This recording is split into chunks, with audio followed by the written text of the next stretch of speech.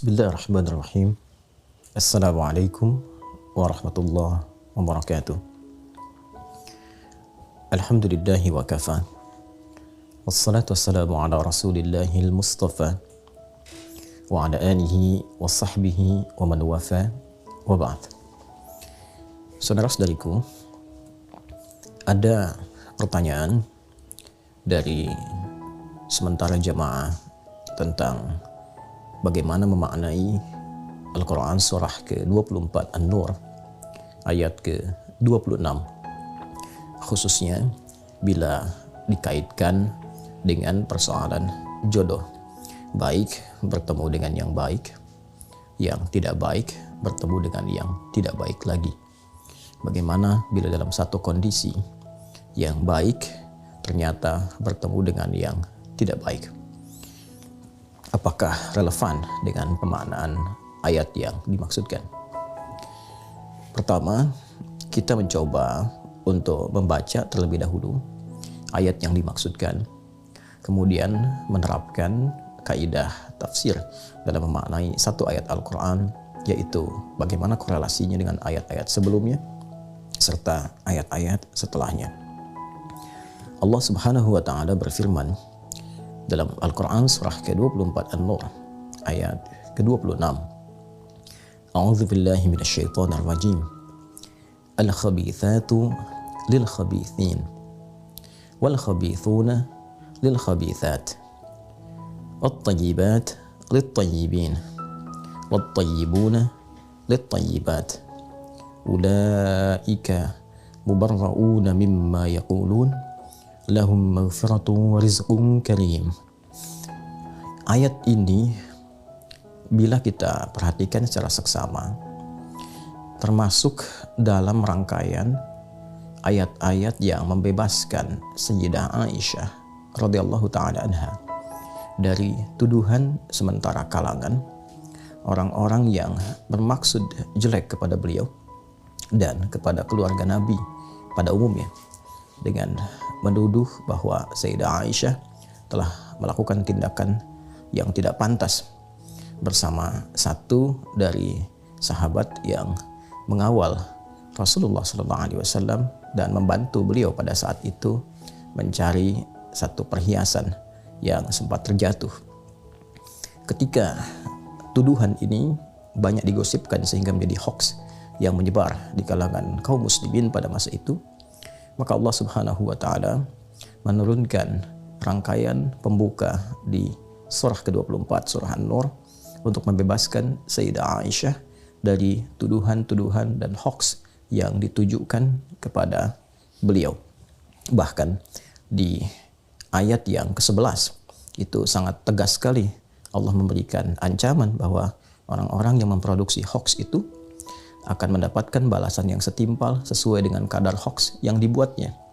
Bahkan orang-orang yang menginisiasi, aktor intelektualnya, diancam oleh Al-Quran untuk mendapatkan siksaan yang lebih besar di antara orang-orang yang terlibat dalam perbuatan makar dan hoax yang dimaksudkan. Di ayat ke-26 Allah memberikan sindiran tentang bagaimana perilaku manusia yang sesungguhnya akan bersumber dari keadaan hati dan kepribadiannya. Hati yang baik akan melahirkan tindakan-tindakan yang baik. Baik ke mata melahirkan pandangan yang baik. Bila mengalir ke lisan mengeluarkan kata-kata yang baik. Demikian bila kondisi hati itu tidak baik, maka akan melahirkan perilaku dan tindakan yang tidak mulia. Kata-kata yang kotor, yang buruk itu dikenal juga dengan sebutan khabith. Khabith ini seringkali ditelusuri bersumber dari keburukan hati yang mengikuti was-was syaitan. Dalam diri kita itu di kedalaman hati ada jiwa takwa, ada juga fujur. Wa nafsin wa ma sawwaha fa alhamaha fujuraha wa taqwaha. Demikian Quran surah ke-91 surah Asy-Syams ayat ke-7 sampai 8 itu. Dan demi jiwa yang sempurna penciptaannya, maka diilhamkan di dalamnya ada jiwa takwa dan fujur. Takwa adalah sumber kebaikan. Fujur mulanya adalah katalis bagi takwa, agar yang baik-baik itu cepat keluar. Namun setan melakukan provokasi kepada jiwa fujur supaya dia berdiri sendiri, dan alih-alih menjadi katalis kepada jiwa takwa untuk tampil baik, maka dia diprovokasi oleh setan seperti disampaikan di Quran surah keempat An-Nisa ayat 118. La'anahullah la'attakhidanna min ibadika nasiban mafruḍa. Setan dilaknat oleh Allah dan dia mengajukan permohonan kepada Allah untuk menjadikan satu bagian dari jiwa manusia demi melancarkan was-was dan bisikan-bisikan kotornya. Itulah jiwa fujur yang dia manfaatkan. Ketika dimanfaatkan oleh setan, diprovokasi, dan bila berdiri sendiri, maka ini yang akan memerintahkan kepada segala hal yang melahirkan keburukan, disebut dengan as-su itu. Quran surah ke-12 Yusuf ayat ke-53. Wa ma ubarri'u nafsi innan nafsa la'ammaratum bisu illa ma rahima rabbi. Di antara hal buruk yang setan bisikan adalah hal-hal yang melahirkan pertentangan, hal-hal yang melahirkan perselisihan, hal-hal yang menjadikan indah itu kemudian tertutupi, hal-hal yang menjadikan baik itu sirna. Segala hal yang kotor, yang tidak baik, yang buruk di dalam bahasa Arab seringkali disebut dengan khabith. Jamaknya khabithat. Karena itu tempat berkumpulnya setan di toilet misalnya itu disebut dengan khubuth dan khaba'ith. Kita masuk toilet, kita berlindung kepada Allah dari bisikan-bisikan setan yang kotor di tempat yang kotor. Allahumma inni a'udzubika minal khubuthi wal khaba'ith. Maka Allah memberikan satu gambaran metafor.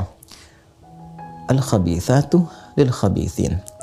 Kata-kata yang kotor, kalimat-kalimat yang tak pantas, itu hanya akan keluar dari lisan orang-orang yang kotor juga, yang tidak baik juga, yang bersumber dari bisikan-bisikan setan, yang menyatu di tempat-tempat yang kotor. Wal khabithuna lil khabithat. Dan demikian karakteristik orang-orang yang kotor memang senantiasa melahirkan kata-kata yang tidak pantas juga, kata-kata yang kotor juga.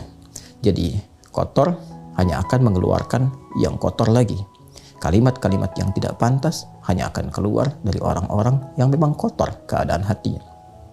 At-tayyibatu lit-tayyibin. Sementara kalimat-kalimat yang baik, yang mulia, yang sopan, yang beradab, karakteristiknya akan keluar dari manusia-manusia yang memiliki karakter moral yang baik. Manusia-manusia yang memiliki kebeningan hati, kesucian jiwa. Wat-tayyibuna lit-tayyibat. Karena itulah orang-orang mulia ini karakteristiknya senantiasa mengeluarkan kata-kata yang indah, yang menyenangkan, yang bernilai kemuliaan. Ulaika mubarrauna mimma yaqulun. Maka orang-orang yang tertuduh itu, korban hoax itu, mereka dibersihkan, mereka dibebaskan dari tuduhan-tuduhan yang disematkan kepada mereka yang dimaksudkan. Ayat ini sekaligus juga menegaskan pembebasan Allah dan pengakuan Allah Subhanahu wa taala akan kebersihan, kesucian, kemurnian Sayyidah Aisyah dan juga keluarga besar Rasulullah SAW secara umum ya, dari tuduhan-tuduhan, dari produksi hoax yang disematkan kepada mereka seluruhnya, Rasulullah SAW dan keluarga beliau radhiyallahu taala anhum jami'an.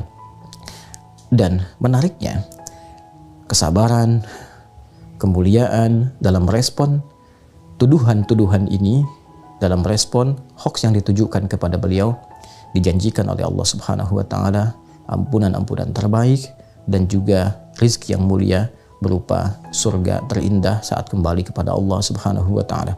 Lahum maghfiratu wa rizqun karim. Bagi mereka orang-orang yang sabar saat dituduh, yang tetap mencari bukti yang baik sehingga dengan itu bisa menjawab tuduhan secara elegan, bisa menjawab hoax dengan cara yang baik, yang benar, dan bersabar dalam menjalani itu semua, maka mereka berpeluang terbebas dari berbagai keburukan-keburukan, dari berbagai peluang-peluang dosa, mendapat ampunan dari kesalahan, dan dijanjikan oleh Allah surga yang menanti berdasar amal soleh yang telah dikerjakan secara proporsional.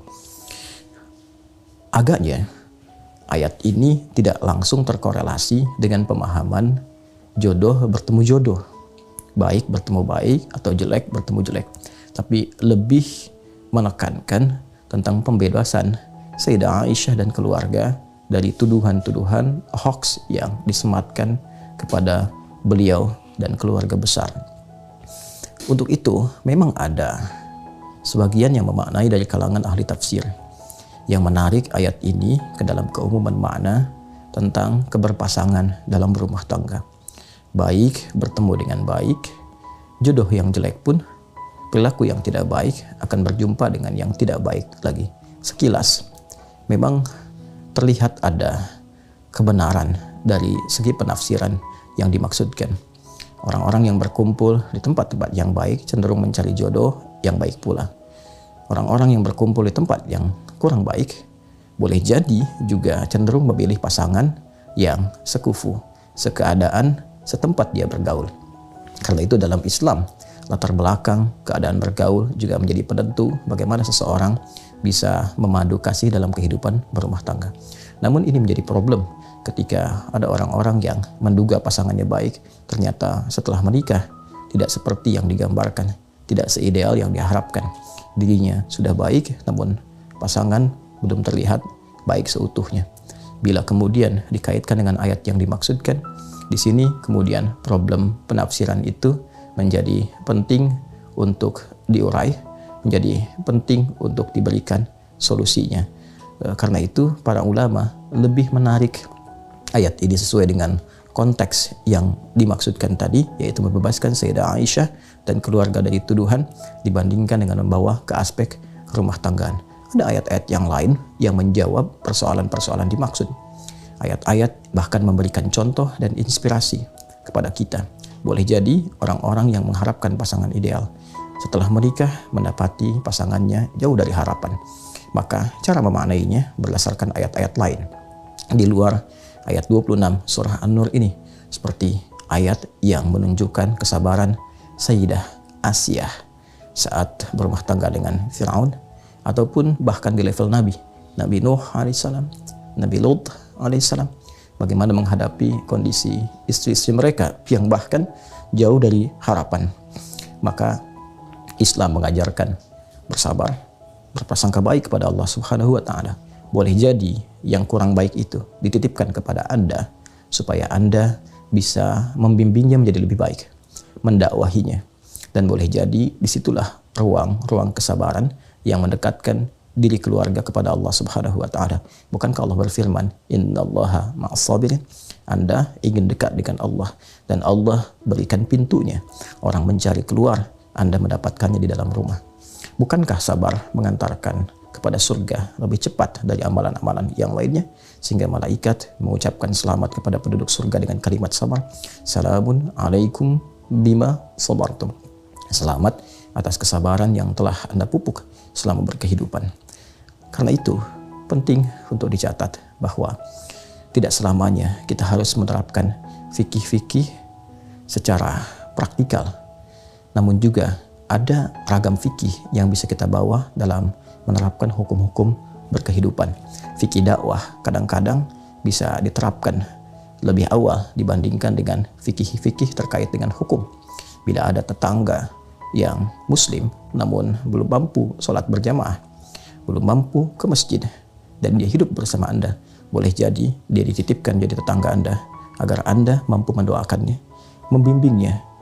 Dan dengan itu ketika Anda ditanya di hari kiamat, apa yang telah engkau lakukan ketika aku titipkan? Kata Allah, boleh jadi demikian. Tetangga yang belum mampu ke masjid, ternyata Anda mampu menjawab itu dengan baik, dengan tenang, karena selama berkehidupan Anda mencoba mengajak dia untuk mendekat kepada Allah. Anda mendoakannya. Ini lebih dalam lagi, dia bukan sekedar tetangga, tapi pasangan Anda.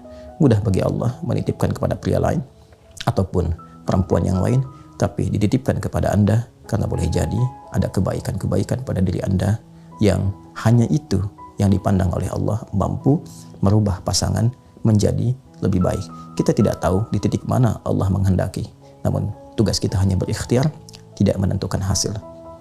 Semoga Allah Subhanahu wa taala merahmati kita, menyayangi kita, menjaga keutuhan dalam rumah tangga, dan membebaskan dari berbagai tuduhan-tuduhan, perilaku-perilaku buruk yang berpotensi mendatangkan murka dan azab Allah Subhanahu wa Ta'ala. Ingat, bila dalam Al-Quran tidak disebutkan kapan kejadian dari satu peristiwa, siapa orang-orangnya, maka peristiwa itu berpotensi akan terjadi kembali di masa-masa yang akan datang dengan tokoh yang berbeda, ruang yang tidak sama, waktu yang tidak serupa, tapi substansi yang sama. Jika hoax pernah terjadi di masa Rasulullah SAW, maka hoax pun berpotensi terjadi di masa kini. Hoax pun berpotensi terjadi di masa-masa yang berbeda. Maka menghindarlah dari itu supaya tidak termasuk pada golongan yang diancam oleh ayat-ayat Al-Quran. Apalagi bila hoax yang dimaksudkan ditujukan pada keluarga besar Rasulullah SAW. Waliyadzu billah, hindarkan sejauh-jauhnya, jauhkan sejauh mata tak mampu memandang lagi. Subhanakallahumma wa bihamdika, asyhadu an la ilaha illa anta, nastaghfiruka wa natubu ilaik, wa akhiru da'wana alhamdulillahi rabbil alamin. Assalamualaikum warahmatullahi wabarakatuh.